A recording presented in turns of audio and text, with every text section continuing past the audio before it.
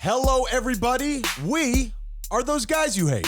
Welcome to the show that encourages you to be your best self by not being like us. My brother and I hopelessly search for nuance as we wade through wacky segments and crazy conversations. If you can withstand the insanity, you might actually learn something. Tyler, what are you going to be chatting about this week? Ryan, on this week's show, we say hello to Italy. Italy, we are welcoming you into our family, whether you like it or not. And is Booger McFarland's real name Booger? It's not. Oh, all right. Well, you don't even need to listen then. What about you, Ryan? Tyler, have all the good porn site names been taken? And TikTok sets a time limit. What? Let's talk about it. Huh.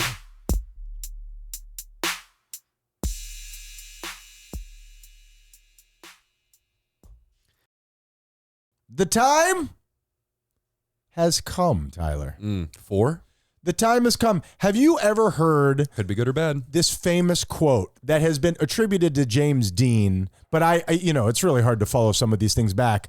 Live fast, die young, and leave a good-looking corpse. Have you ever heard that? It's a terrible saying. Why? Why do you say that? Live fast and die young? Sure. No. I don't value our elders. I personally don't. Wisdom is for suckers. Live happy, live healthy, and I mean, excuse me, this is your thing. Go ahead No. It's like sex, drugs, and rock and roll. And Sure. it's like you can only do so many of those things before you die. Why? What do you got?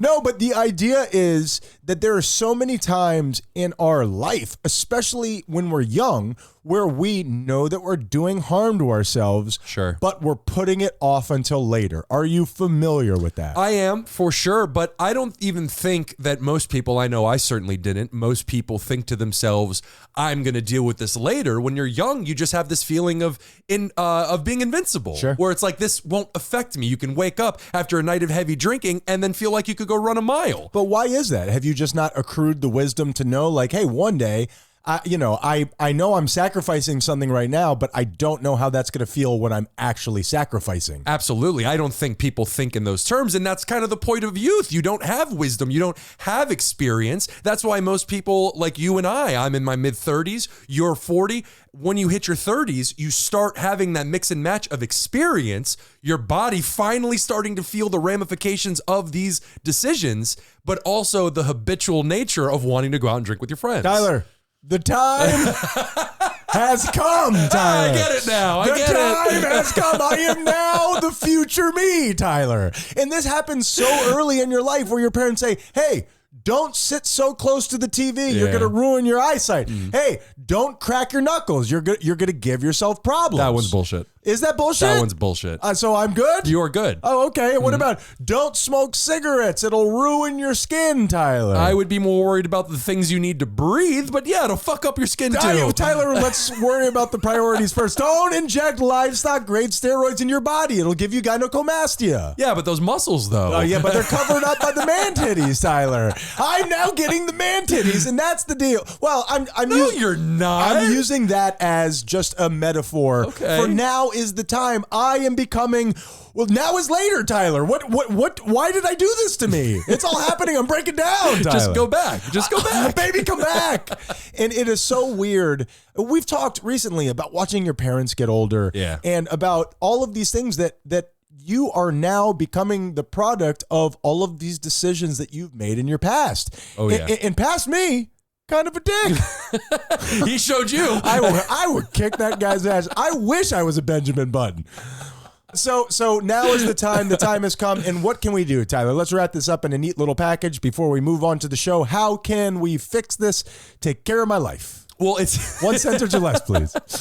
well, it's not about. I wouldn't say it's necessarily about undoing the damage, because my guess is the damage you and I have done to our bodies. Sure. How do I unscrew this irreparable. light bulb, Tyler? But it is about taking care of yourself moving forward, doing the necessary things that you need to do to make sure you have health later in life. No. My name is Ryan. And my name is Tyler. And we are those guys you hate.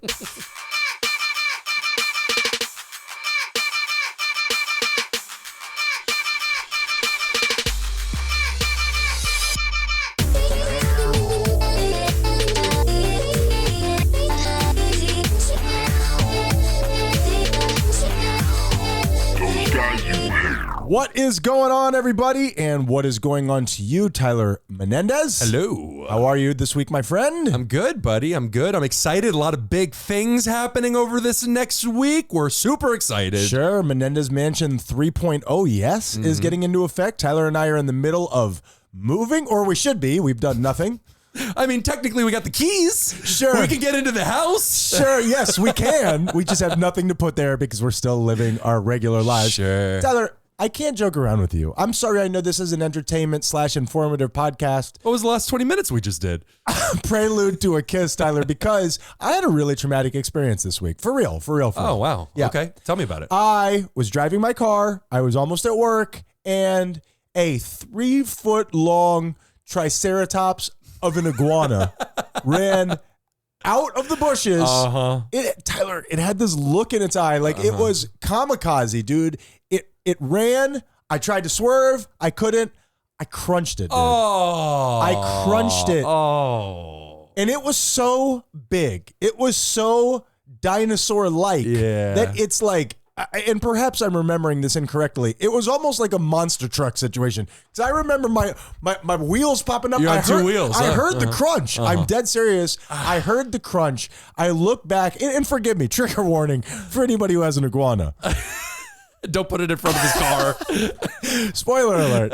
I looked in the rearview mirror, and all I saw was its tail sticking up. And it was just shaking in the. Well, maybe you did it a favor. Maybe it didn't want to have this life anymore. It very obviously did. Yeah. So while it is traumatizing and that's terrible, much like those ducklings that we saw that were emptied of their flesh, it was just the skin and the feathers. The fleshlight of the duckling persuasion. I think not everything's a fleshlight, Ryan. It is if you push hard enough. That is a traumatizing situation because as much as we joke, this is how we deal with trauma, humor. That would really negatively affect me. It was awful. Yeah, that's terrible. I hate killing anything. I'm sorry you went through that. And now that you brought up the thing about the ducklings, I'm sorry. like, is this kind of just something we like to talk about? For anybody who didn't hear that story, Ryan and I were house hunting, and we just walked past these 3-4 ducks that were squashed like perfectly flat, and all the meat was gone. It was just the skin. You know what? I'm sorry that we keep bringing our trauma into your world. It's just something that really rocked me, man. Literally and figuratively. No, I think the sound is the worst part. No, the tail shimmying in the wind. Okay. There was a beautiful sunset behind it. Tyler.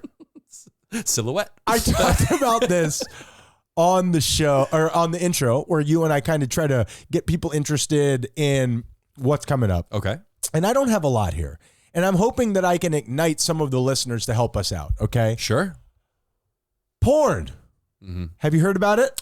Once or twice. Yeah. Big business, man. Ooh, boy. And the way that it has become not only... Well, I guess they're one and the same. The way that it has become so ubiquitous, the fact that it is so omnipresent, easily accessible. Sure. I know we make the joke all the time. Back in my day, you had to fight for it. But genuinely, how easy it is to access cannot be good for our society. In terms of what? Like, what do you think? Well, just the way that children with the technology have access to that. And I'm no prude, but kids should not be watching shit like that, man. Oh, for sure. It fucks. And even to adults, even to you and I, it really fucks with the way that you view sex. Absolutely. I was going to use the word corrupt, but now I'm starting to sound like, well, what holier than thou. What that means, you can decide on your own. But I would say that it does corrupt, not applying a moral balance to it, but it does corrupt what our natural, biological, what sex is supposed to be for, right? Yeah. And then it I would say persuades you into going, it's like drugs. You got to find something even stronger the next time. And you're just constantly chasing that dragon until the point you're staring at a girl with a bigger dick than you. And it's like, I don't know what's real anymore. I started there, Tyler. So let me ask you, and I have jokes coming. So COMING. But let me ask you, what is your relationship with porn at this moment? And forgive me if that's too personal. No, not at all. I actually am not on my way out, but I am distancing myself from it. I don't. Are you having trouble with that? To a certain degree, I find so much, and not to be crass or anything, but I find so much that act, masturbation, to, at this point in my life, be more habitual than it is Pleasurable. Yeah. Well, for me, it is more of an addiction. You said habit. I say addiction in terms of I assign it to going to sleep. Like, just help me pass out. Yeah, exactly. You know what I'm saying? It really does work. Sure. Give it a shot, everybody. But what is this podcast I don't know. We yell a lot, though. Ain't that true? But our theme. I am the same as you, where I am trying to form a healthy balance with pornography, and the question is that none? Nonetheless, the problem with porn, other than it ruining society, like you just said, is that all the site names are taken. That's obviously number two on the docket that we should be discussing. 1A and 1B, Tyler. If you can figure out 1B, maybe 1A would take care of itself. That's right. Let's get this other thing figured out first. But the thing is, Tyler, big business. And how is porn making money if it's all free? Like, because even though it's free, there's lots of people out there that want to pay specifically for certain things. Weirdos. Yeah. And I'm one of them. And it's billions of dollars. And that billions is perfect, because now what I think that you have to do is you have to find the porn site names that aren't taken and then go out and shoot the content. And I think that that's where we could make some money. I have been forever since we started putting up those tree porn photos back on Instagram. I've been lobbying for fuckusorficus.com. I nailed that down a while ago. You mailed it to yourself a long time ago. Yeah. Now, I haven't gone on the internet and actually typed it up, but I'm asking you guys as a favor to me, don't do it, okay? Yeah. A lot of red tape, so please don't do that to us. Now, what I'm saying is I'm hoping that maybe I could engage the listeners to think of some of these ideas, not act on it themselves, but send it in to us so we could take care of it. I've got one. Street producer Lenny, Drucifer, you guys spearhead this thing. If you got anything, send it over to me. Anybody. Kat, get on that. Please. What about this, Tyler? I got sepsis from my stepsis.com. It really paints a negative picture in my head. And what, you don't like sepsis? No, I thought you were going to say mixed families. I apologize. How did we wind up here? Mixed families make Tyler sad. And think about it. A sepsis, stepsis, it rhymes. No, I got it. The porn shoots itself, Tyler. And I know we have the rule where if it rhymes, it's obviously true. Sure. Shit. Yeah, that's exactly right. Depression index. Right? You get sepsis from poop? I got it. Okay, just making sure. No one What the depression index is a machine that I built with my stepsis, and we crank it up to let you know how down we are. Tyler, how you doing this week, my friend? I'm good, buddy. I'm good. Like I said earlier, we have a lot of big things coming up. We're moving, which can really add a lot of stress to somebody's life. It's a lot of change involved. I've ignored it, so I'm good. This is not a problem that you can ignore until it goes away. I mean, not if you keep talking about it. And so we have the move coming up, which is big. I am actually going to be taking comedy classes, stand-up classes. When does that start? Begins on Tuesday, Beautiful, which Tyler. I'm very excited That's for. great. And we're going to be doing the thing where we train, I guess, for an hour and a half, and then we go and perform right after in front of an audience. So like porn. What kind of porn are you shooting? A marathon porn, Tyler. It's weird. So there's a lot of changes coming, but I also am feeling much better. I'm out of my funk, which has been great. It's been handed off to me, Tyler. I appreciate you. The real seesaw of the Menendez mansion. Yeah, it is weird. We always find ourselves where one of us gets better and the other one gets worse. Take it back. I don't want it. Yeah. And I realized, I said this on last week's show, I realized that my drinking, which I was using to deal with the pain, was the thing that was causing me pain. Well, very often it's not your actual problem. It's they trying to avoid your problem that causes you all of the friction. You can say damn well always. Stranger than friction, Tyler. So that is it. Lots of changes, but good things are coming. And this week, I'm going to say I'm at a 4. Love it. 1, 2, 3, 4. Tyler! I'm happy Cuatro. to see that you're doing well. Thanks, buddy. Genuinely. Thank you. Gay it up! Dance on your grave. Yeah, here, get ready. Tyler, grab that shovel. As I referenced at the beginning of the show, am breaking down. I'm ostensibly the world's most handsome corpse. And you're crushing it, though. My back has been hurt, Tyler. My back, I pulled a muscle in my back on Saturday. As of tomorrow, have not picked up a weight in a week, Tyler. I have not picked up a weight at the gym. I have not been able to do any sort of upper body exercise at the gym in a week? Well, just so you can avoid this problem in the future, because you definitely don't want to fuck with the back. The back and the neck are two places that you don't want Knees to. in your back are not where you want to be. So just making sure, because I'm a pro at this, you see, are you putting all the weight into your lower back while doing upward jerking motions as you lift weights? I'm trying to do what you told me. I'm trying to keep it as jagged as possible, Yes. but I'm feeling a weird feeling like right here. Well, you got to make sure you bring it up really fast. Oh, You okay. watch me bring it up really fast. And make sure that everything is as disjointed and out of. Yeah, I'm Absolutely. working on it, but I Yeah. keep hurting myself, so I'm having trouble whittling it down. I'll work on that. Now, here's the thing, Tyler, and I know that you know this about me, is the gym, in particular weightlifting, is my number one coping mechanism. Those chemicals that it has given me, I've been doing it for over 20 years, so it is something that I, dare I say, rely on. Have you tried masturbation? Many, many times. Yeah. Yep. I certainly have, Tyler. So how has this week been mentally with not being able to do this thing that you've always done? I have experienced depression in a way that I have not experienced in a very long time. Because normally when I feel these feelings, I take it to the gym and I get rid of it. I don't know if that's the right way to say it, but it really helps me cope. It is one process. of my coping mechanisms. It helps you to process. It's exactly right. And I'm not sure exactly how to put a fine point on it, but it is something that has been really, really tough for me. And Is it separation anxiety? Is the depression caused simply by you not being there? It's the chemicals that I am 100% addicted to. It is my social circle that I am now outside of. It is my body dysmorphia that I have. If you meet somebody who goes to the gym in the way that I do, again, very unscientifically, that person has body dysmorphia. Any muscle man that you know does not see themselves in the mirror the way that you see them. Is that fair to? I'm maybe hesitant. There's one. I was going to say I'm I haven't hesitant met to him. say all of them, Sure. but it does seem to be the standard. Absolutely. Yeah. And this is what I'm going to say.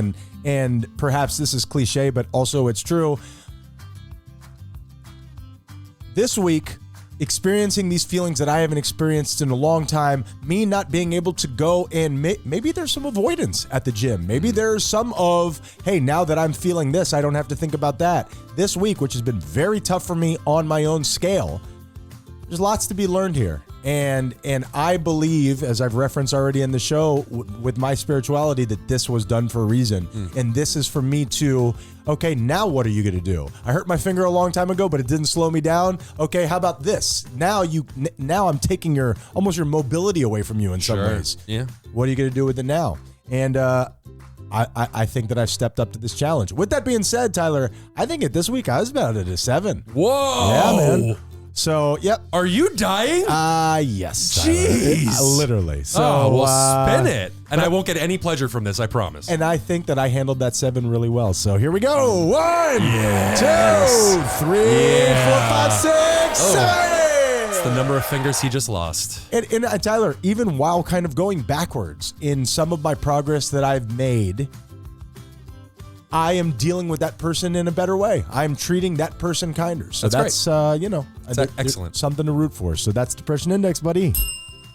Oh, yeah. Tyler, it's your turn to do your thing, to star in your show. Give me your segment, Hard. It's the only way I know how to do it.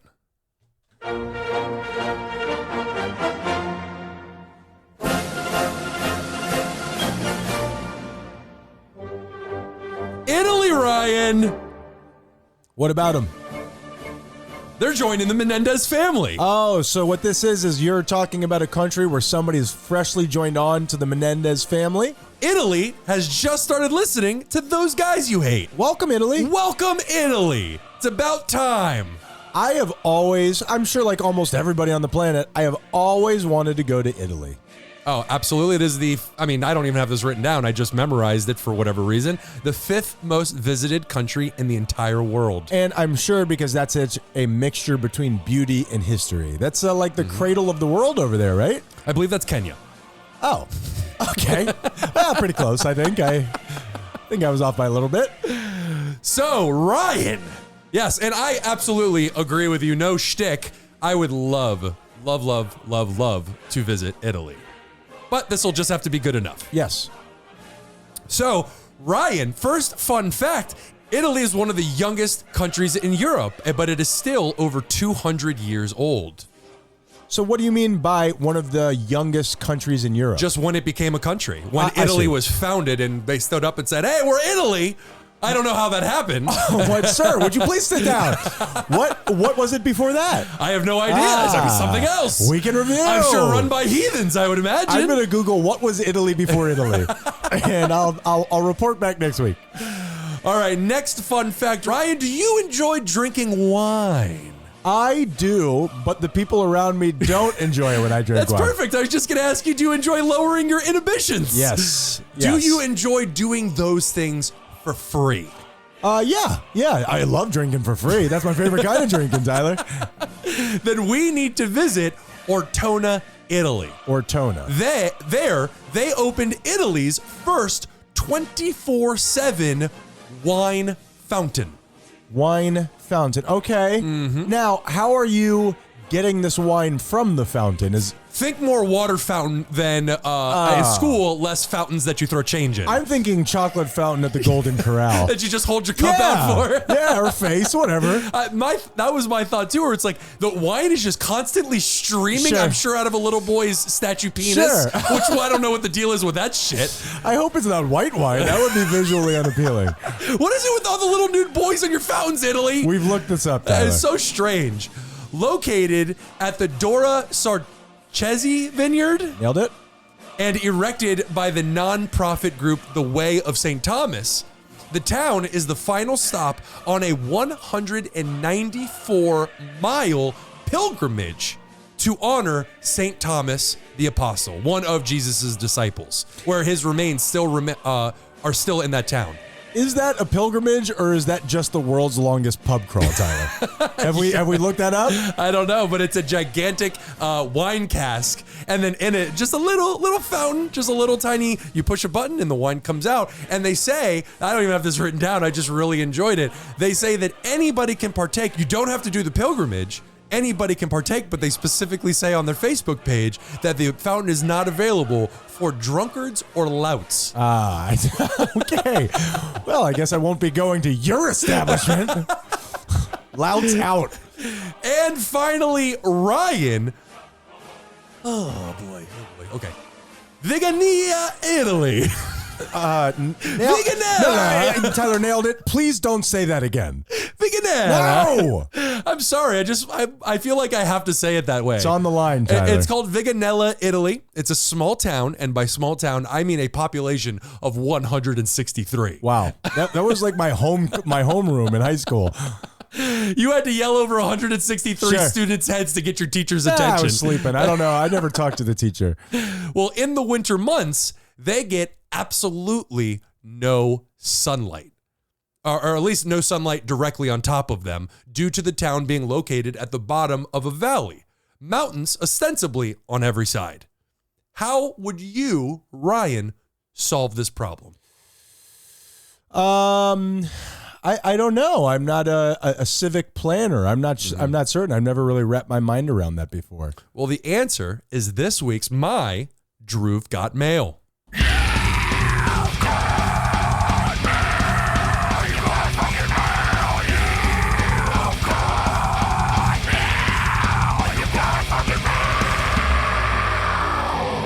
Now, I've got a Drew've Got Mail coming up here in a couple minutes. I'm not sure how we're going to make that work. Well, you're going to have to play the sounder again. All right, well. Oh, I was just about to say, I could never get tired of that sound. Well, we're going to find out, Tyler. Now, it says don't open on here. I'm a little... Now you get to. Well, it Now doesn't you get say to. that. All right, let's see what you got. Wow, that is awesome. Mirrors, Ryan! Mirrors. That is incredible. One giant mirror on top of the mountain. Still, I got to tell you, this light source, though, in the second picture that It's you not sent great. me, this looks like shit. You have to go stand in the town square Yeah, you're for like, some warmth. Hey, I want to read this book, so I got to go to this parking lot of some sort. That's where all of the light. So, in other words, it's kind of like God putting a magnifying glass on an anthill. Pretty much. They have put a giant mirror at the top of the hill, and it's now shining down on what looks like a 30 by 30 circle in the middle of town. I wonder if you have to reserve the spotlight. Like somebody follows you as you're Sure. walking across town and they turn the mirror. Now, we've got it this Tuesday from 3 to 4. I have the clipboard right here. I'm looking at here in the middle of what looks like it could be maybe 2 p.m. in this picture. Yeah. They've got lamps lit back here. They've got all sorts of other lighting going on because this is an ineffective way to light a town. I'm sorry to say it. It's like sitting at the bottom of a well. Yeah. Where you're just sitting there, you see light above you, but you're not getting any of it. Yeah, and also like at the bottom of a well, you've given up on life. That's true. And you ask yourself, how the hell did I get to the bottom of this well? I guess I'll just eat a rat. And then, what? I have good question. That's a fair question Where that did you you asked. go? Right. That, You're right. Ryan. Oh, well, I should say Italy. Welcome to the Menendez family. We're happy to have you. Mm-hmm. Great job, Tyler. Great job. All right, now we got to move on out to this break. But very quickly, before I do my Drew've Got Mail, I want to play a quick little game with you. Okay. Movies, Tyler. Okay, love them. Heard of it? Love them. Okay, great. How many movies have made over $2 billion? Ooh, I think it is 4. Is it 4 movies? There is 6 movies so right close. now that have made over $2 billion. Which actor has starred in the most of those 6 movies? Is it Zoe Saldana? Zoe Saldana, Tyler! Which movies was she in? I believe it was Avatar, it was Guardians of the Galaxy, and I forget the other one.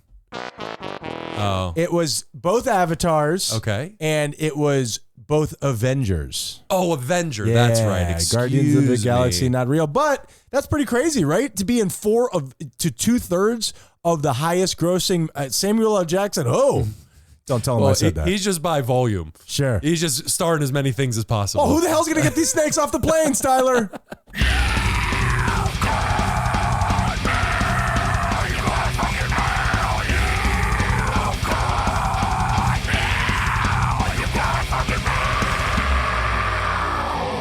Yes. Yes, Tyler. Thank you, Drew, for that beautiful piece of art. Tyler, Drew've Got Mail. And what this is where I email Tyler a picture, and he looks at it. Go ahead and look at picture number 1. This is a fighter, a UFC fighter. I only know that because the glove he's wearing says UFC. Okay. And Very observant. He's in good shape. And yeah, he looks like somebody who could beat the shit out of somebody Absolutely. else. His name is Frankie Edgar. I Okay. don't know a lot about UFC, but I vaguely know this guy. He's been around for a while. Okay. Not a bad looking guy. No, not at all. He's, Right. I would say, rugged almost. Sure. He's got a tough look to him. You better be. Yeah, it's true. You better be. It's true. Now, I'm glad that you said that. He was knocked out by a kick during his loss to Marlon Chito Vera in UFC 268. Okay. And I don't normally like to be too shocking here, but go ahead and check out number 2. Just before I do open this photo, I am hesitant only Sure. because of your reaction to the photo that you had already seen. Well, and here's the thing. I don't do well with the gore. Oh! Oh! I don't do well with the gore Oh! and the guts. But the problem is that he was knocked out by a kick from hell, Tyler, that kicked him in his face, that left him virtually unrecognizable. Droopy Dog. Yeah. The kick turned him into Droopy Dog. It looks like as if they put makeup on him in some sort of a movie starring Zoe Saldana. Oh my goodness. Describe it, please. Well, the worst part about it is it caught the photo is taken mid-action. So the guy's foot is still on his face in this photo. Now, disgusting. What is it that you're looking at there? Because I had trouble figuring that out. Is he pulling his foot back? Is his nose going to stay like that? Because his nose is imprinted like into his face. Yeah, and it looks like his jaw is being pushed up into the rest of his skull. It looks like a rubber mask. Yeah. It doesn't look like a real person. And, Yeah. and that, much like running over an iguana, deeply disturbed me. Well, it looks like, what's his name from the beginning of Men in Black when he gets his Edgar suit and all the skin is just like Sure. hanging off of him. It looks like the insides are being squished small to where now he's got too much flesh around him. Sure. And all I can think of, much like you starting with your stand-up comedy career, is I think I want to be a fighter, Tyler. I want to be a UFC fighter. Until you get punched in the face the very first time. No! Nobody told me this was it. I'm allergic. Let's take a break. What's going on, everybody? Ryan Menendez here. Now, I know that you're such a fan of this podcast, you already know it, but part of this advertising is me explaining shit to you that you already know. Buckle up! So much of this podcast is based on me being a total kook. Now, a bunch of people have reached out to me, and they have let me know that they want to be a kook too. Now, this isn't something that you just stumble on. It doesn't happen by accident. You gotta put in practice. 10,000 hours, am I right? So, what you need to do is read the books that I read. Now, what we've done is we have signed up to work with Audible so you can read the books to become a kook like me. THOSEGUYSYOUHATE.com. Now, here's what Audible wants. They want for you to go over there and get a free book that I'm offering you so you can read, you could get on board, you could sink below the waters and end up in the same place that I am. And what they're hoping is that you'll get that free book, you'll sign up, and then you'll forget to unsign up, and then they can charge you at least once, okay? You know it, I know it, we all know it. Beat the system by breaking that contract before that happens, or stay with them and continue to learn and grow and flourish like a big boy. So if you go to THOSEGUYSYOUHATE.com right now, all of my reading recommendations are there. You could sign up and get the book for free, and then you have 30 days to cancel your membership, and you don't get beat on the deal. You know you won't because you're lazy. That's why you haven't moved out of your parents' house. We love you. Thank you for supporting Those Guys You Hate, and let's get back to the show. Those guys. Welcome to the show that's addicted to brake fluid, but can stop whenever it wants. You hate. To my left, Tyler Russian nesting doll Menendez. Tyler, how you been being? Is that a joke about how much thinner I'm getting through over the months? No, it's actually about how you're full of yourself. Those guys you hate. Red circle.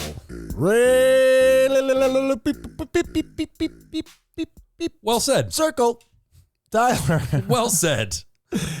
This is what people come here for, Tyler. Yeah. TikTok. Heard of it? Pretty big right now, Ryan. Yeah, the biggest app on the planet. That sounds about right. Sure. I mean, yeah. I think in terms of specifically app, I think it's the biggest one. I think, and I mean, I guess weakest week in review ever. YouTube still gets more views, like hours wise or time wise, but app wise, TikTok is by far the biggest. Yeah, because obviously they're of varying lengths, but every TikTok is a couple of seconds long. Do I have that right? Yeah, I mean, longer than a couple of seconds. I think they can be like 30 seconds or something like that. I have never had the TikTok app, and I wear that as a badge of honor. Is that sad? No. It's an addiction. It's kind of like looking out and seeing everybody addicted to meth, and you're like, I have never taken meth before. Well, one time proud. on accident, Tyler, but we don't talk about that time. Tyler, am I okay? So here's the thing. It is training our brains to work in such small windows. It is training us to, if I am not entertained in the first 3 seconds, I have no use for this. And now, maybe on that app, that's something that works. But what about the rest of life? Is that bad? Well, I think we're going to be seeing the rest of life transition over. It's kind of like when the iPhone came out and mobile internet was a thing, but it was like, I don't know if you remember pre-iPhone. I remember. It was garbage. Trying to look up a porn site on my Razor. Just not worth it, Tyler. Porn on a flip phone just doesn't work for me. It's just never going to happen. And it was terrible. And then the iPhone came out and it was so ubiquitous. It was so dominating of the market that the fucking internet changed because of this product. In terms of like making all the sites mobile? Yeah.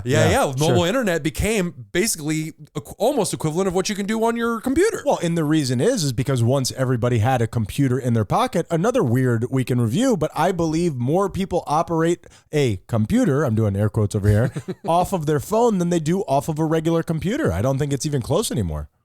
That would have to be a week in review. I wouldn't even be able to say. But the way that TikTok is, as you said, changing our society, because our attention spans have shortened over the generations. And what it is doing now is just lighting a fire under that. Well, I'm glad that you said changing our society. My question to you is, especially with kids, could TikTok or something along those lines change our physiology? Could the repetition of hitting those things over and over again, especially in a developing mind, could that actually change the structure of our brain? I can't say it definitively, but there is not a doubt in my mind that evolution will take hold of that eventually and be like, okay, like the way that elephants in Africa are being born without tusks to avoid poachers, evolution's going to step in and be like, all right, I guess this is the way you guys operate now, and start making our brains with that in mind. Well, It's kind of scary to think about. And I believe that all of these places are just straight up admitting it. It's like gambling, putting out those gambling numbers. Hey, if you have a problem, call this number. Bet you won't. And alcohol commercials, please drink responsibly. Fuck you. Cigarettes, actually spending money against their own product, which in some sort of weird way makes them more money. Otherwise, they wouldn't be doing it. Genius. TikTok announces a 60-minute daily screen time limit for users under 18. I mean, how do you enforce that? When I create a TikTok account, I'll just say that I'm 32. Oh, well, we hadn't considered that. Can you do that? Bill, is that a possibility? Bill, get over here. Damn it, Bill. Well, here's how it works. There will be an option for teen TikTokers to continue using the app beyond 60-minute time limit. I think I said that perfectly. Mm-hmm. But they will have to enter a prompted passcode, like you would on your phone. But where are they getting the passcode from?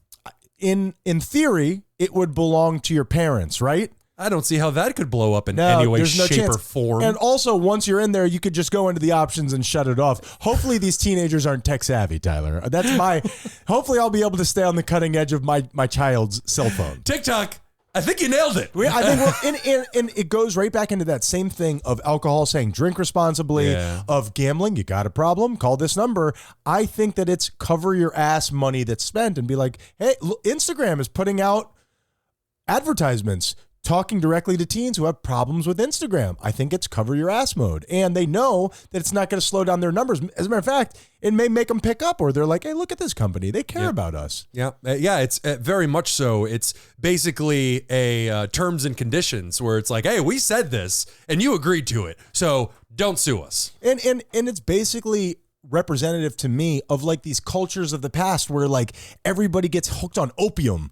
And all of a sudden you look back and you'd be like, damn, how did you guys not recognize that this was bringing you down? Mm-hmm. You're drinking lead out of the aquifers. Does anybody notice what's going on over here? I believe that right now we're in the middle of one of those descents, and it doesn't feel like, I mean, there are people that notice, but it's talked about in such an infrequent way, our dependence on technology. Well, the way that you just described where all of you people are addicted to opiates, how could you not tell when you're in the middle of using this thing that soothes you? Opium's so good. Puts you, okay. Fun fact for the show. Wrong time. We can review. Hey, boots on the ground journalism. Smoke in the lungs journalism. And you're in the middle of doing these things that keep you from acknowledging the problem. That's the whole thing. It's a distraction technique. That's what TikTok is there for. That's exactly right. So it's hard to acknowledge that you have the problem when you're in the middle of the problem. I mean, it can be done, but it can be difficult. Tyler, I think we just solved our own problem. We've been trying to figure out our social media, like what we want to do with it, because we avoid it at all costs. What if we just make TikToks on how bad TikTok is? Does that work? I thought you were going to say just do opium and film it. Oh, you know what?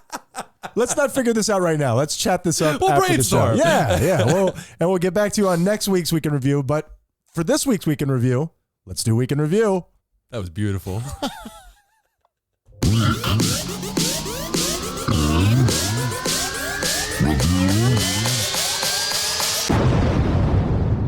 I'm a radio host, Tyler. Tyler, last week we discussed whether or not people having trouble identifying faces of people from other cultures is a real thing. Interesting. Is it? I think so. Affirmative. It is a real thing, Tyler. It's called the cross race effect. Now, what is your initial reaction to this? I would assume that it's just based on what we are familiar with, where humans, want to be around and familiarize themselves with things that they are comfortable with. Why? So because as we said earlier in the show, it means safety. It means I know this. The unknown is unsafe according to our brains. And I do believe that this goes back to a time. If it exists at all, which I believe that it does, I believe it goes back to a time where if we were all living in tribes or living in small little groups that you don't interact with big groups all the time, that if you saw somebody who didn't look like you, perhaps it would have been beneficial to be weary. Because I'm sure this is somebody, but all at the same time, you're living in this grass hut and your cousin's been banging your wife. But, that's what? why. Yep. Ubuntu? Get over here, Ubuntu! More like Mbuchu. Sorry, xenophobic at its core. So the idea is, and here's what I think. We think of ourselves as being so technologically advanced and so removed from our primal cousins. I think that the normal human being nowadays does not realize how our ancestors' ways of thinking affects us now.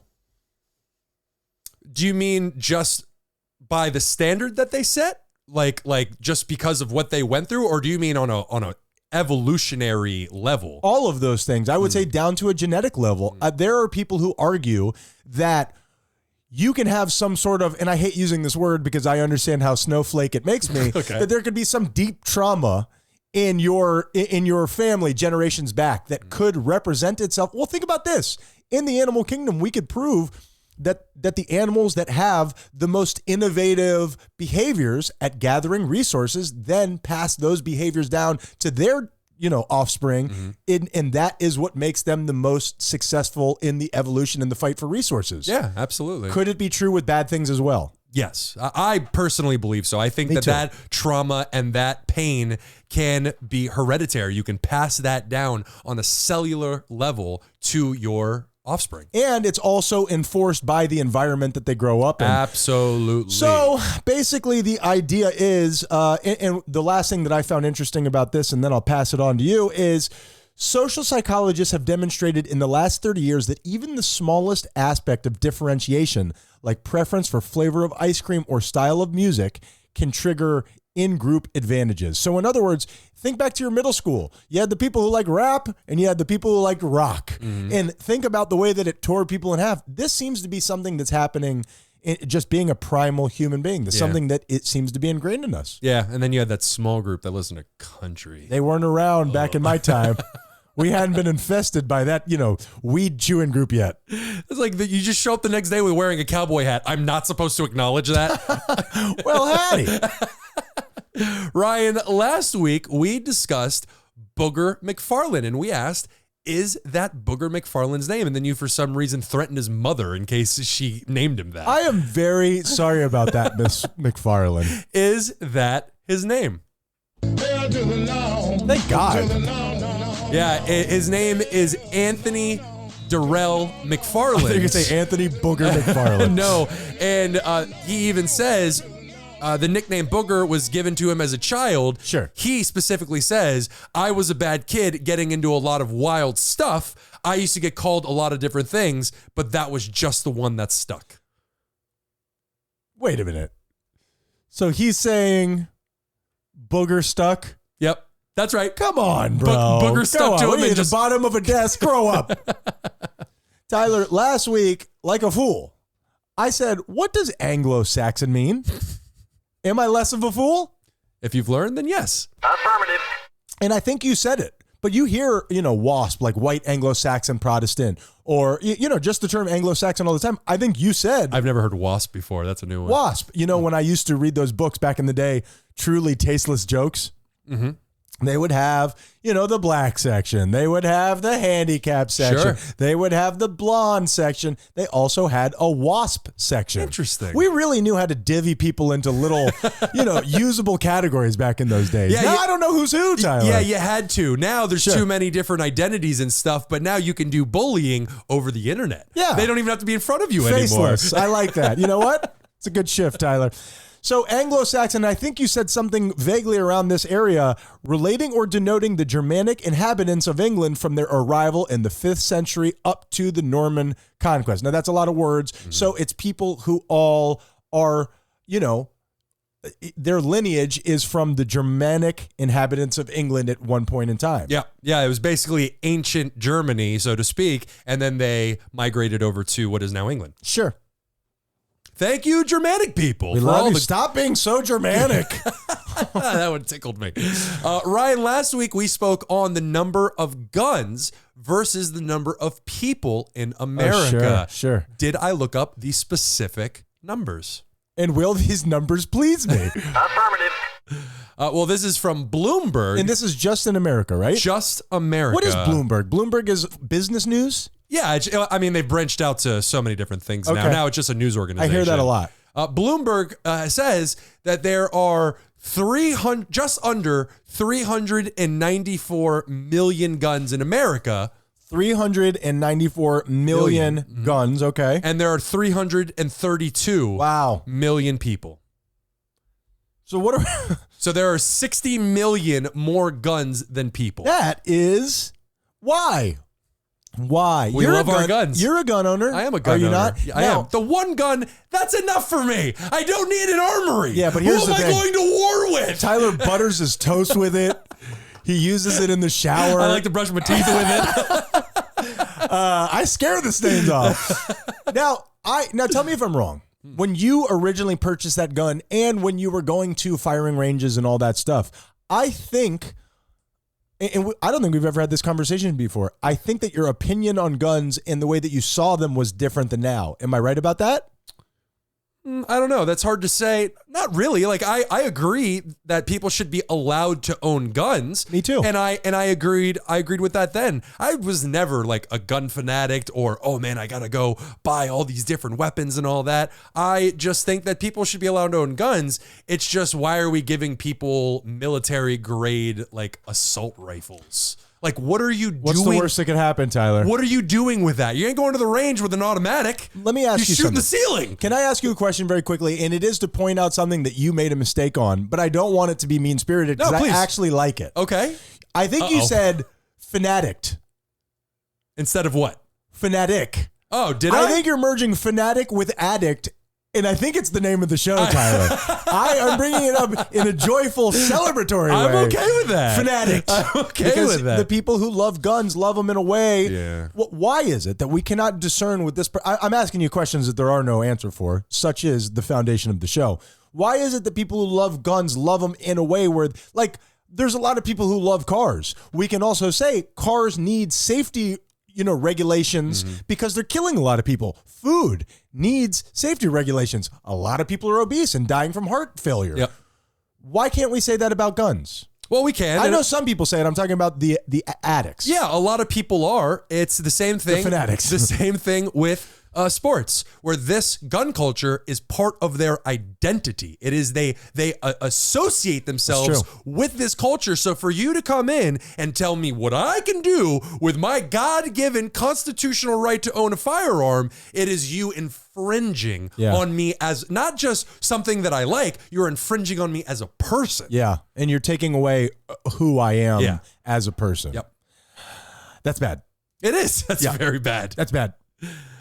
Well, I just did the gun thing. It's your turn. Okay, Tyler. Smooth as silk. Is it me? Is it me? 3 years into this, and we are... What? Go on. Oh, getting it, Tyler. We're getting it. All right, Tyler. Last week, I directly asked the question, do aliens exist? Yes, you did. Did I get a concrete answer? No. You know what? I don't think they exist, Tyler.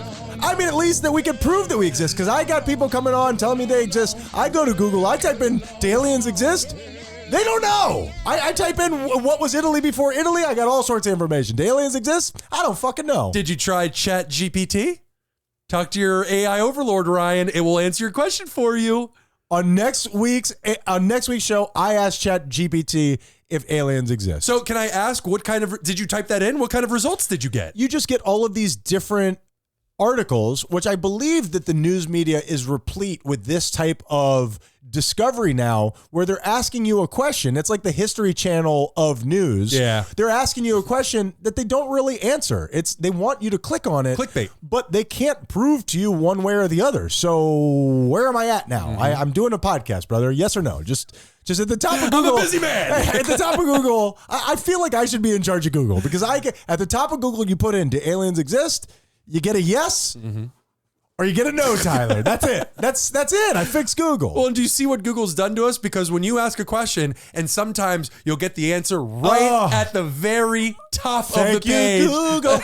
And now if I type in a question and it's not there, I'm like, what the fuck? I'm supposed to click on these things? Wait a minute. Let me get this straight. You want me to read these 3 sentences? Yes or no, Google? So I don't know. I mean, do I think aliens exist? Yes, I do. In my life, do they exist? No, they don't. Google can't prove it. Well, you heard it, ladies That's and it. gentlemen. That's it. And that's the thing. It doesn't help that the government's being shady as shit when it comes to these things. They're shooting down stuff and then they're like, oh, we can't find it. But what do you mean you can't find it? You shut it down. I keep hearing people say that proof of alien life is now out there, that the government has said, yes, aliens exist. Why am I not finding that when I'm doing very vague and terrible research? I think we found your problem. Oh, why? What is it? I think you're going past it. I don't think they've acknowledged that aliens exist. I think they're acknowledging that UFOs exist. They have released videos. I've seen the videos of unidentified flying objects that were being commented on by the military pilots as they're flying in their planes and shit. But in terms of like little green men and stuff, I've never heard of anybody saying we absolutely know that. So we're saying that there is a vehicle here that we can't identify, hence the name, but we don't know what's inside of it. Exactly. Okay, that's totally, okay, fine. Then are aliens real? Fuck you, aliens. I mean, wait, you've been like hanging out with my ex-girlfriend? You're so mysterious. Just enough. I don't want to play these games anymore, man. Do you exist? I don't even care anymore, really. Was that cathartic for you, bringing up your ex-girlfriend into this conversation? I didn't say which one it was. It's Tyler. Oh, what the shit? I agree. Well, guess what I'm bleeping later. Editing Ryan is going to be so mad at you for letting me do this. All right, Tyler, great job. And Ryan, for my final week in review, this is just, no, it's all good. It's all falling apart. This is just a comment, man. This is your fault.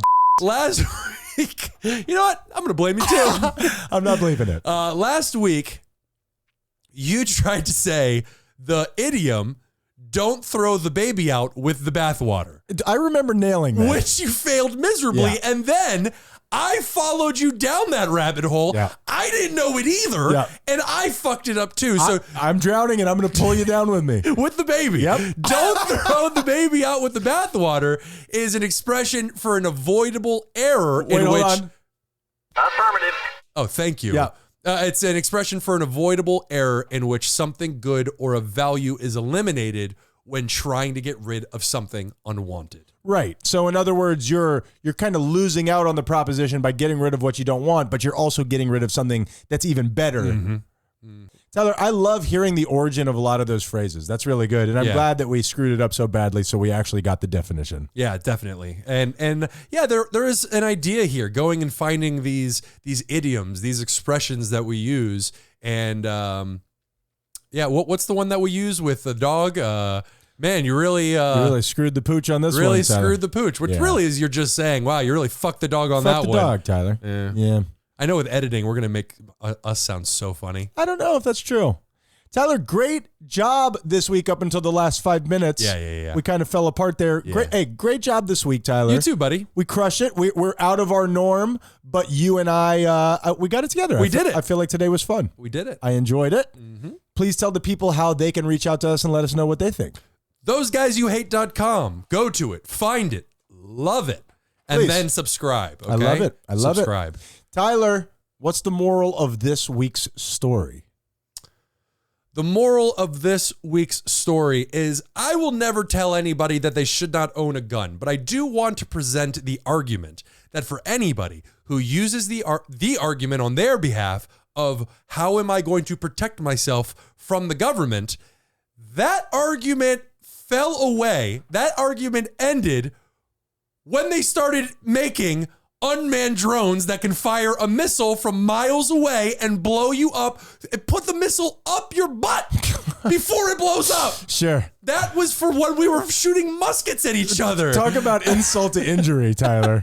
And they just left it in there. They didn't even set it off. So I think what you're saying is, and if I'm reading you correctly, and I don't want to get in on your moral of the story, we need to give civilians, unmarked, unmanned drones of mass destruction. Protect our schools. That's it. So we can fight back. Yes. Give every student a drone. Anytime I think of that, it's like, oh yeah, I need my machine gun so I can protect. Dude, they'll roll a tank down your throat. What are you gonna do? They have become quite the militia, Tyler. Quite the militia. Sure, yeah. So you're saying at this point that is of a bygone era. We no longer need any of that stuff, and we can evolve past it. I wouldn't say. I think that we can evolve past it. I will say that. And I don't know if this would ever happen, but say America is invaded in the future, that invading army is going to have one hell of a time fighting off all these different insurgents that we have. Captain, there's more guns than people. And that's the thing. I think that would happen. And a lot of people out there would be like, my time has come. Sure. My time has finally come. Baby, get your 7 guns. So, yeah, I think that people should be allowed to own weapons, of course, but I also think that we should be sensical about this. When we have schools being shot up, when we have a different shooting, it feels like almost every fucking day. I don't think it feels like. I think it is, man. At what point do we look at ourselves and go, man, maybe we should just have some common sense laws, because you need a license for everything. You need a license to drive. You need a license to become a masseuse. You need a license to fish. But for some reason, there's such a large portion of our society that when we say, hey, this instrument of death, we should make people get licenses for it. It's no. As a matter of fact, put a weapon in everybody's hand. Yeah, I know. It's scary. It's like, damn, dude. 3rd generation business country, man. That's it. We're eroding. We are. We're eroding. We are. I think all, and I love America. I'm American. I don't want to live anywhere else. I'll erode along with you, baby. Yeah. But I think it's really hard not to see that in almost every possible way. Love you, America. Represent. Ryan, what's the moral of the story? I've done a lot of jokes, Tyler. I've done a lot of screaming. I've done a lot of wacky jazz hands on this week's show, but I'm going to bring it all down and talk directly to somebody. And I don't even know who it is. Is this sensual? What's happening right now? Hey, girl. I like that dress. No, I am going to talk to this person who's hearing me, and this, maybe it's even me. I know you're going through a hard time right now, and I know that things just don't seem to make sense. And I know that the things that you have been doing to comfort yourself, even in some ways, aren't working. This is a lesson. This is a way for you to get to know yourself. This is for a way for you to evolve past all of those habits and what you've been doing that haven't been working for so long. If you would just try to take it in the most positive way you can. You're not going to be able to think your way into making everything perfect and flowers and puppy dogs. But what you can do is just learn a way to soothe yourself, even in the middle of this, even in the middle of knowing, hey, I know this sucks, but I'm here for me. Mm-hmm. This right now, this challenging time that you're going through, it's for a reason. Utilize it. And you survived up to this point. Congratulations. You're doing a great job, and we love you. We love you very much. We're those guys you hate. Be kind, or we'll kill you.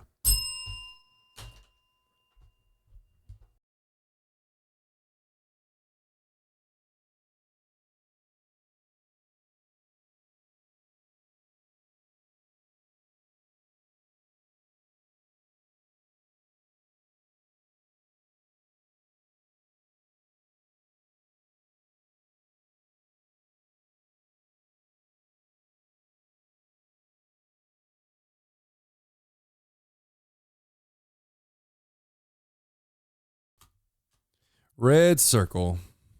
Like a tomato, Tyler. Remember when we did that? Sphere. That was fun. Yeah. That was a good time. Yeah, we're already in redos. Sure. That's not good. Redo. Let me do that again. That's not good. Speaking of not liking change, Tyler, it's doing it on a Friday. Yeah. I mean, this was our plan a while ago to switch it eventually to Fridays. So it's nice that we're finally coming through on it. I've ditched that. Yeah. We never started it. Fridays are too hard. I got 2 jobs. One of them I talk about, one of them that doesn't exist. Mm-hmm. Fridays are very tough. Mm-hmm. When we made that plan, that wasn't what was going on, though. Yeah. I've just been waiting for you to burn that building down and then come rejoin the rest of the world. Which one? Either one. All of them? Yeah. Burn all the buildings down. The flight out to Chicago is a bitch, though. You know what I mean? Whoa! Origin story. Tyler. Yes. What makes a good insult? Ooh, something with punctuation. Something that is a mic drop. You say it and boom, it silences the room. Right. And it has to be something that's unpleasant. You can't call somebody something that's great. You can't call somebody something that's nice and expect it to be an insult. I know that I'm stating things that are obvious, but I'm leading us somewhere. Mm-hmm. Well, I'm following you down this road. I think I have an idea for a new insult for people because we're always trying to come up with stuff, things that are unpleasant. Like, you're a shithead. You know what I mean? Shithead's great. That would be unpleasant. What's your favorite insult? Like one of those old school, because they've come up with new ones like asshat. Asshat's good. I have trouble understanding what that is. Like a butt sombrero. Yeah, What are we doing? It's when you wear somebody's ass like a hat. Really? Yeah. Oh, I thought that you were the hat that would go on an ass. Like No, if that'd be a somebody compliment. Yeah, I agree. I think I would look great on somebody's Like head. Einstein, yeah. Or douche canoe. That's a canoe. newer one because people are tired of, jerk off or whatever. Is that a canoe made out of douches?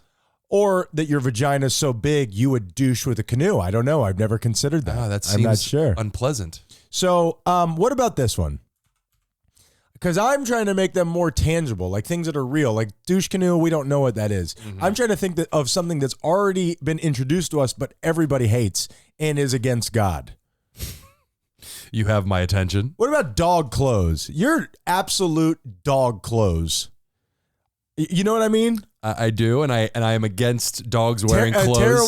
A terrible thing that's been perpetuated on us by the devil himself. Your dog clothes. And I think everybody gets it. And if somebody is not against dog clothes, it's like being racist. You've said so much about yourself. You've outed yourself. Thank you for identifying. Sure. Your dog clothes. I think even though you were leading me down this road, it still went over my head. I think you're going to get a lot of confused looks Your trying dog to use that. A lot of confused looks. I think that maybe we could come up with things that people wouldn't identify immediately as insults. But if you really dog clothes, Tyler, that's absolute dog clothes. That's mental terrorism because you will walk away and that person for the rest of their life will just be like, what the fuck was that guy talking about? You hear what Ron DeSantis is trying to do with literature in our schools? Dog clothes, Tyler. That's dog clothes. Fahrenheit 450 dog clothes. Wow, getting political over here. Jeez. I don't know. Yeah, it's topical. Liberal media. And if you're a Republican, sub and Biden. They buy shoes too. So, Tyler, I want to, what this show is where we take some of our personal experiences, we share them, we talk about what we've learned. You know what I mean? Sure. And I've already discussed this with you. A lot of times I like to keep things that have happened. I like to save them for the show so I can get your general reaction. But this is something that's kind of about me, and I would like for you to diagnose me. Am I asking too much here? I do it every day. Beautiful. Beautiful. Tyler just wrote on this piece of paper dog clothes. What the hell does that mean? I spend, you know how you and I have that job that we don't talk about? The one that you just brought up like 2 minutes ago? Sure, I do almost on every show. Yeah, for a job that we don't talk about. We sure do talk about it a lot. We're gonna have to revisit that fact, I think. But it's a numbers-based job. I guess a lot of jobs are numbers-based, right? Yeah, absolutely. I spend a lot of my time afraid of those numbers. I do. I spend a lot of my time afraid. What's up with that? Fix that first before we go forward. Fear of your own success, maybe? Yes. Or fear of lack of success. I don't know. Putting off a responsibility until it becomes an even bigger problem. That is an issue. That's what makes a man, Tyler. That is not what makes a man. Ask A penis makes a man. Sisyphus. Sisyphus, yeah. That's it. Just put it off. It'll be fine. All right. So what happened was, in my mind, because I'm scared of these numbers, I put it off. I avoid. Have you ever avoided something in your life because it scares you? I do it every day, Ryan. Sure. I think a lot of people do that. I think that is something that a lot of people in today's age, there's so much going on and things are just flying at you. I think in some ways it's easiest to bury your head in the sand. I think that's quite prolific nowadays. Absolutely. And it's very common, as you said, but the issue is that you're not putting it off. What you're actually doing is you're just waiting until the anxiety gets so big that it forces you to take care of the I don't think that time will ever come. Tyler, you don't understand. Playing chicken with my anxiety. The superpowers that I have built up. And I'm glad I'm glad that you said that, because we've even discussed how you can become addicted to things that you find unpleasant. Perhaps I'm addicted to my own anxiety. Oh, for sure. Not only will you become addicted to things that you don't enjoy, but it's almost like your brain will fight for it simply because it's what it knows. The brain will do anything to keep things the same because same means safe. And the devil that you know is better than the devil that you don't, even if there's something better I would say often there's something better lying on the other side of that anxiety, but you're just afraid to experience it. I think about as close to always it's better on the other side of that anxiety. Because getting on the other side of that anxiety means you get rid of the anxiety. Well, I'm glad that we're having this discussion right now, because what we're discussing in this moment is something that we talk about so often, but here is a story with an actual punctuation to it. Okay. It's a cockamamie way to live. Oh, it's terrible. Because I finally, like you said, the chicken with my anxiety finally won out, and I checked my numbers, which I hadn't done in like 2 months. I'm way up. Mm-hmm. I'm way up. I spent 2 months in some form of panic and anxiety for no reason, for no discernible reason other than I live that way. I now that I'm thinking about it, since we're having this conversation, I do that with my body. Where something could be like hurting and I'm like, nope, we're good. Don't need to figure out what that is. I'm sure I'll be fine. I think a lot of people do that. Yeah. I think a lot of people, especially when you think of the old-fashioned man, I'm a man. Yeah, my leg fell off, but it's fine. It's just a flesh wound. Like where they put stuff off and all of a sudden you go in and you got stage 4 prostate cancer. Oh, God. And you're like, I'll come back next week and we'll see how it is. Rub some tussin on it. I'll be fine. Sure, well. That's, yeah, and I wonder if it's because of the old-fashioned I'm a man, or I wonder if it's just because I don't want to go into crippling debt for going to the hospital. And I think it's when you have those extreme worries, that's like a worry about your life and about your health in that way, it's almost too much to take. It's almost that existential worry of I could die any moment. You would have a mental breakdown if you really sat down and took that all in. You know what I mean? Well, that's it. It's do I want the worry now of not knowing, or do I want the worry later of knowing? Which one is it? I want the first one because, like you said, I'm very familiar with that. We've come to terms. It's an old pal of mine. Sure, they're terms of endearment, Tyler. Exactly. Sure, he gives me a hard time, but he's all right. He's just razzing me. It's just jocular behavior. He's a rascal. Yeah. So all of that, worried for nothing, and it really has shed some light on that situation, and it's made me consider how can I use this new information, which I've had a million times in the past. This has happened to me only a million times.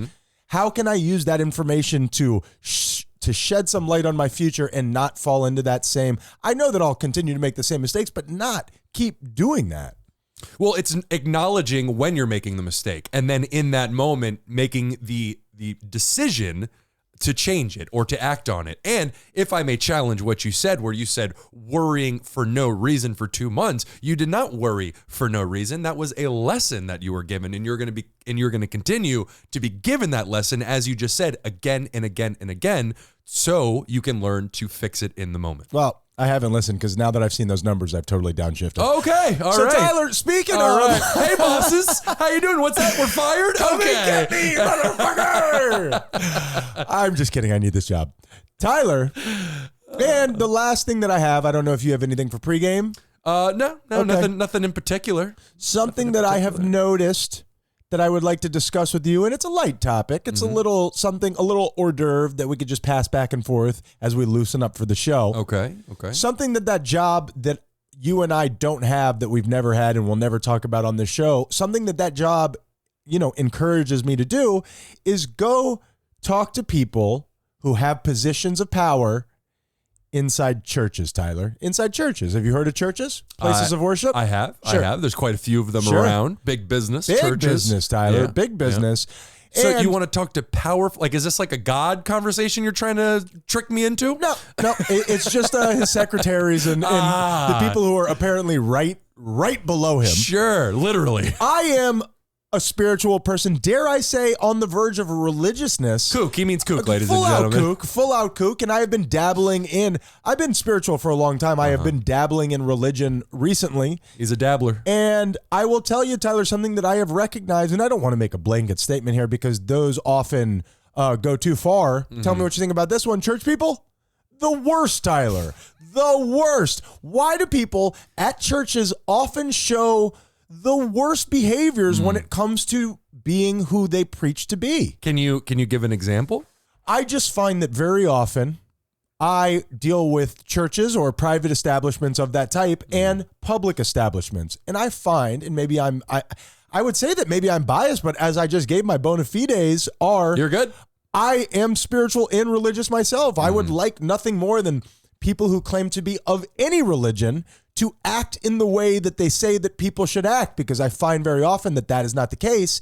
And as somebody who is spiritual, dare I say religious, it pisses me off, Tyler. Yeah, the double standard, the hypocrisy can be frustrating. It reminds me of people in the self-help community, where people who enter the self-help community and then immediately think they're better than everybody else because they're doing self-help. And it's like, dude, you went to one yoga class. Sure. Chill the fuck out. And you order that crystal off Amazon. I will tell you that people in the self-help community are the people who need self-help. Just For sure. reflect on that. And I say that as one of the people in the self-help community. But when you meet a hateful Christian, yeah, or any religion, well, or any religion, but that one that is so strongly, at the very least, the one that I'm most familiar with, Sure. that is on a foundation of love, except for people who aren't like you, you're a bitch. Yeah. And I don't mean to call people a bitch. But you bitches. You're a bitch. And you make people want to go away from what it is that you're espousing. Yeah. And that bums me out, man. Yeah. That bums me out. Yeah, to answer your original question, I think it's just a form of